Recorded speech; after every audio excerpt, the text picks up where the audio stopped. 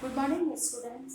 BSTC first year के paper पर्यावरण अध्ययन शिक्षण के अंतर्गत आज हम देखने वाले हैं रचनावादी सिद्धांत। क्योंकि हम अब तक देख रहे थे कि बालक के किसी भी चीज की अवधारणा या बालक किसी भी चीज के बारे में किस तरह से विचार या चिंतन करता है या किस तरह से अपने बारे में किसी भी वस्तु के बारे में एक अवधारणा का निर्माण करता है। क्योंकि उसके लिए किसी भी चीज को सीखने या जानने के लिए अनिवार्य है कि उसे उससे संबंधित जानकारी हो, और उस जानकारी को हासिल करने के लिए कहीं पर तो बालक स्वयं प्रयास करता है, कहीं पर प्रश्नों का सहारा लेता है। इसी आधार पर इसी चीज के माध्यम से यानी कि बालक स्वयं अपनी समस्याओं का समाधान का ज्ञान प्राप्त करता है या स्वयं करके खुद क्रिया करके और अपने समस्याओं के समाधान को खोजता है। उसी प्रक्रिया को रचनावादी सिद्धांत के माध्यम से समझाया गया है। यानी कि रचनावादी सिद्धांत जो है उसमें सबसे पहली चीज जो क्या है वह है कि समस्याओं का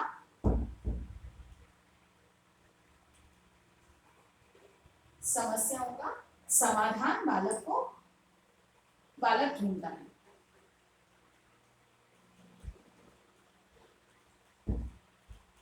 समस्याओं का समाधान का ज्ञान प्राप्त करता है। ठीक है ना। दूसरी चीज है स्वयं खोजता है। क्योंकि किसी भी समस्या का समाधान जो है, अगर हम किसी समस्या का समाधान करना चाहते हैं तो हर समय क्योंकि जीवन है, जीवन के प्रत्येक पथ पर हर कार्य में आगे निरंतर रूप से आगे बढ़ते रहने में कहीं न कहीं विभिन्न अलग अलग प्रकार की समस्याओं का सामना बालक को करना पड़ता है। अब यहाँ पर बालक के जो संज्ञा एक तरह से कहा जाए कि ज्ञान की जो प्रारंभिक अवस्थाएं हैं उसमें उसके सामने बहुत सारी समस्याएं आती हैं।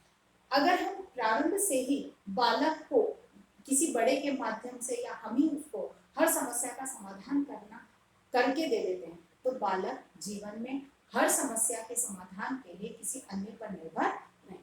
लेकिन रचनावादी सिद्धांत ये कहता है कि जब बालक को ज्ञान प्राप्त होता है प्रारंभिक अवस्था में, जब जन्म लेता है, जन्म के बाद जब वह इस सांसारिक जीवन के संपर्क में आता है, सामाजिक जीवन के संपर्क में आता है, तो वहां उसे स्वयं अपनी समस्याओं का समाधान करने का ज्ञान स्वयं प्राप्त करना होता है। अर्थात कि इस रचनावादी सिद्धांत के माध्यम से बालक को जिंदगी के प्रत्येक पथ पर किस समस्याओं को कैसे समझा जाए और उसका समाधान कैसे ढूंढा जाए, उसका ज्ञान कैसे प्राप्त होता है, इस चीज को ये सिद्धांत बताता है। इसके माध्यम से ये कहता है कि बालक स्वयं अपनी समस्याओं के समाधान को स्वयं खोजता है। जैसे कि बालक को कोई कार्य दे दिया गया, अब बालक उस कार्य को स्वयं करके और सीखता है कि ये कैसे करें। जैसे अब बालक को पानी का ग्लास दिया गया, अब उस बालक के सामने समस्या क्या है कि पानी पीना, शिशु है, अभी उसके यह कहा जाए कि उंगलियों में उतनी कहना चाहिए कि परिपक्वता नहीं आई है कि वो ग्लास को हम बड़ों की तरह एक हाथ से पकड़े और पी। वो दोनों हाथ से ग्लास को पकड़ेगा और धीरे धीरे बालक अपने होठों पर लगाने की कोशिश करेगा। अब उसके पास समस्या क्या है कि पानी उसके मुंह में जाना चाहिए। प्रारंभिक पहली बार तो क्या करेगा, जहां पर है वहीं पर घुमा देगा, क्योंकि उसे तो बड़ों को देखा है कि वो ऐसे करके पीते हैं, वो घुमा दिया। अब वो मुंह तक गया या बीच में ही रह गया, वो पूरा ग्लास धुल गया। दोबारा वो धीरे धीरे इस चीज को समझता है, 2-3 बार अभ्यास के बाद कि हाँ होठों तक जाना चाहिए, होठों पर लाता है तो वो एकदम से उंडेल देता है, तब भी उसको समझ में आता है कि ये तो गड़बड़ मामला। तो कहने का मतलब कि अपनी समस्या का समाधान खुद बालक अपने प्रयास से सीखता है और अपने लक्ष्य तक पहुंचता है। रचनावादी सिद्धांत यानी कि स्वयं खोजने के लिए शिक्षक बालक को प्रेरित करता है, यानी कि स्वयं खोजने के लिए शिक्षक उसके लिए प्रेरणा होता है। शिक्षक प्रेरणा होता है यानी कि शिक्षक उसे प्रेरित करता है कि अपनी समस्या का समाधान उसे कैसे करना है। आगे बात समझ में, जैसे कि एक बच्चा है, उसने ग्लास को मुंह पर बीच में रह गया, शिक्षक इस समय कौन है, माँ उसको समझाएगी या बताएगी कि उसको कहाँ तक लेकर जाना और किस तरह से रखना है। अब उसके बाद अपनी समस्या उसे खुद सॉल्व करनी है। यही रचनावादी सिद्धांत है। फिर बाद में है यह उपागम व्यवहारिक व करके सीखने के सिद्धांत पर आधारित है, यानी कि रचनावादी सिद्धांत व्यवहारिक व करके सीखने पर आधारित है।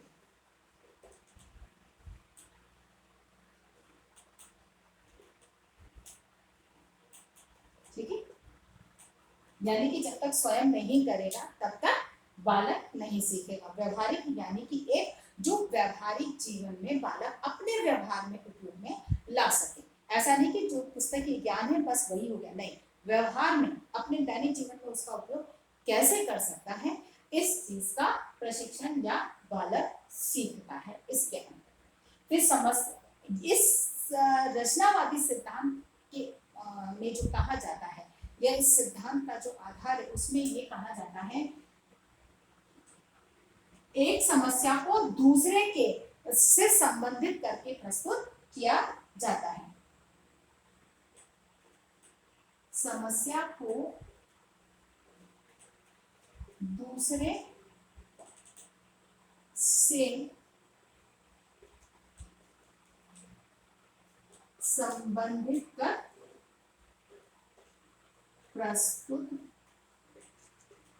किया जाता है। यानी कि रचनावादी सिद्धांत के अंदर जो समस्या प्रस्तुत की जाती है उससे मतलब कि स्वतंत्र रूप से किसी भी समस्या का कोई अपना अस्तित्व नहीं होता है, क्योंकि हर समस्या के पीछे कोई ना कोई कारण अवश्य होता है। तो एक दूसरा जो कारण है वो भी एक समस्या को प्रस्तुत करने के लिए दूसरे से संबंध करके ही प्रस्तुत किया जाता है, यानी कि एक के साथ में जो दूसरा समाधान है वो बालक के सामने प्रस्तुत किया जाता है, जिससे कि बालक एक समस्या की स्वतंत्र अस्तित्व के साथ में दूसरे की क्या संबंध है उसको वो समझ पाता है कि समस्या है। निश्चित है कि कहीं उसका कारण पूर्व की घटित घटनाओं के अंदर निहित होता है। इस चीज को समझना बालक के लिए अनिवार्य है, इसीलिए स्वतंत्र रूप से प्रस्तुत करने की बजाय इसे दूसरे से संबंधित करके प्रस्तुत किया जाए, जिससे कि समस्या की वास्तविक जड़ तक पहुंच पाए, अन्यथा मूल कारण तक बालक नहीं पहुंच पाएगा। इसीलिए एक से दूसरे के संबंध स्थापित करके और प्रस्तुत किया जाए। अधिगम की प्रवृत्ति का विकास होता है। इसमें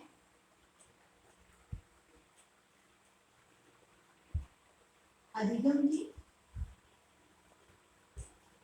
प्रवृत्ति का विकास। अब इसमें जो है अधिगम की प्रवृत्ति का बालक में विकास होता है, यानी कि बालक स्वयं अधिगम कर सकता है, किसी भी कार्य को करता है, समस्या के समाधान के लिए स्वयं क्रिया करता है, जिससे कि ये अधिगम होगा। ये जो अधिगम होता है वह स्थायी अधिगम होगा। फिर जब बालक स्वयं करके सीखता है, स्वयं को स्थान अभ्यास के माध्यम से सीखता है, तो उसमें सृजनात्मकता का विकास होगा।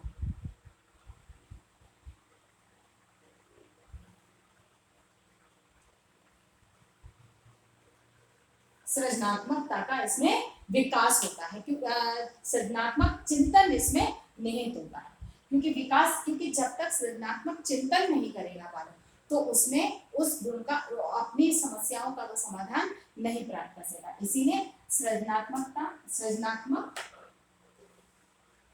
चिंतन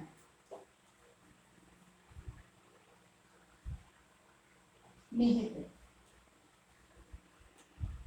ठीक है, उसके बाद में है चिंतन स्तर पर अधिगम, मतलब कि यहाँ पर अधिगम की जो व्यवस्था है वो चिंतन स्तर तक आकर उसको अधिगम को वो प्राप्त करना है।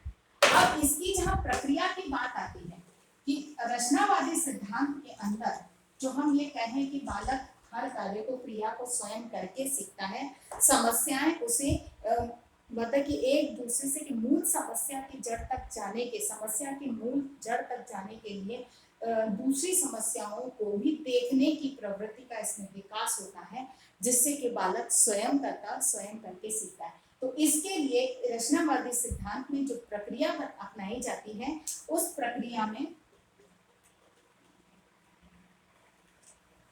कक्षा को समूहों में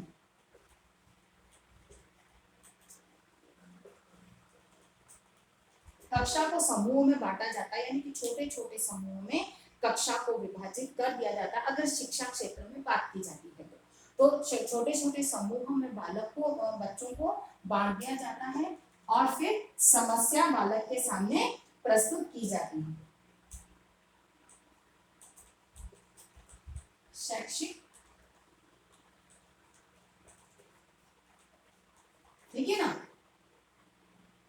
यानी कि समूहों में बांटने के बाद में उनके सामने समस्या यानी कि शैक्षिक समस्या या प्रकरण रखा जाता है और जिसमें बालक, अब जब प्रकरण रख दिया बालक के सामने या समस्या रख दी, अब बालकों को इस समस्या के समाधान के लिए प्रयास करने हैं, यानी कि बालक या समूह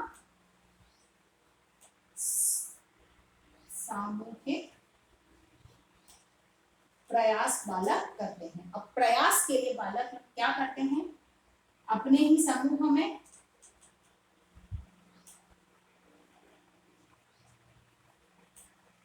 अब यहाँ पर सामूहिक रूप से प्रयास प्रारंभ करते हैं जिसमें बालक अपने ही समूह में आपस में चर्चा करते हैं और निष्कर्ष तक चर्चा करने के बाद निष्कर्ष निकालते हैं, यानी कि अपने समूह में चर्चा करने के बाद बालक निष्कर्ष पर पहुंचते हैं और फिर बाद में दूसरे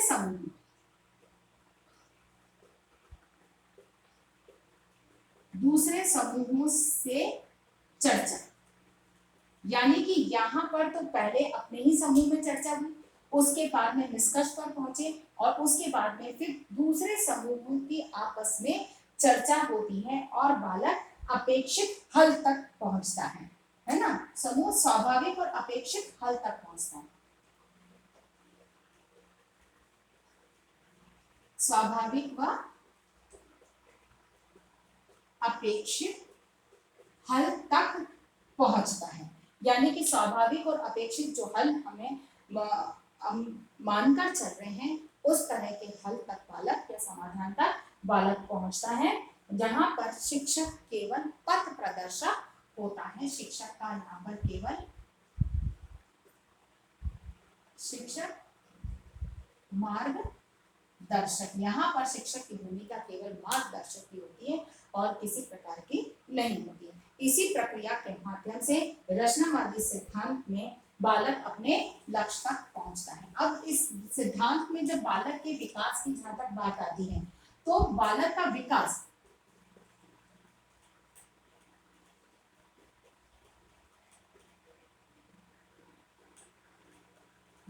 के विकास की जहां हम चर्चा करते हैं कि इसमें बालक में क्या विकास होता है इसके माध्यम से, तो इस सिद्धांत के माध्यम से बालक में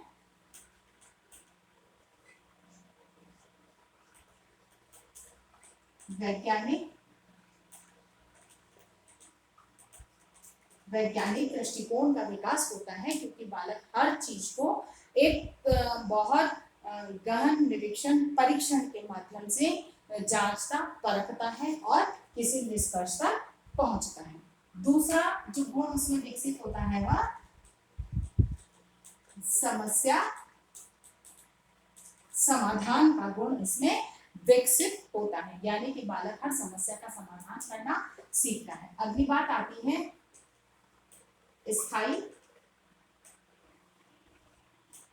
ज्ञान की प्राप्ति, यानी कि यहाँ पर बालक को ज्ञान जो है वो स्थायी रूप से प्राप्त होता है, अस्थायी ज्ञान नहीं होता है, क्योंकि बालक स्वयं करता है, स्वयं निष्कर्ष तक पहुंचता है और स्वयं लक्ष्य तक पहुंचता है, निष्कर्ष निकालता और लक्ष्य तक पहुंचता है। ऐसे में वह ज्ञान उसका स्थायी होगा, अर्थात कि बालक ने अभी सीखा है और अब कभी भविष्य में उसकी आवश्यकता है तो उसे पुनः प्रयोग करने की आवश्यकता नहीं, क्योंकि वह ज्ञान उसको स्थायी रूप से उसकी स्मृति में है, अर्थात वह ज्ञान स्थायी रूप से उसको प्राप्त होता है। नेक्स्ट इसमें अंतिम बात जिसमें स्वाध्याय की क्षमता का विकास, स्वाध्याय की आदत का विकास,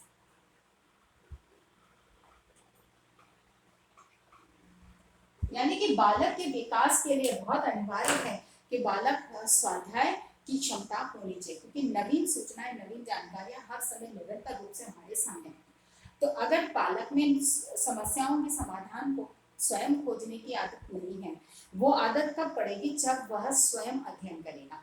तो धीरे धीरे ये कार्य करते करते उसमें स्वाध्याय सेल्फ स्टडी की आदत पड़ जाए। अर्थात रचनावादी सिद्धांत बालक के विकास के दृष्टिकोण से या बालक के विकास के क्रम को हमारे सामने कैसे सीखता है, इस चीज को हमारे सामने प्रस्तुत करता है। जहां तक आज की बात हम यहीं तक रखेंगे और उसी आधार पर हमको एक प्रश्न करना है।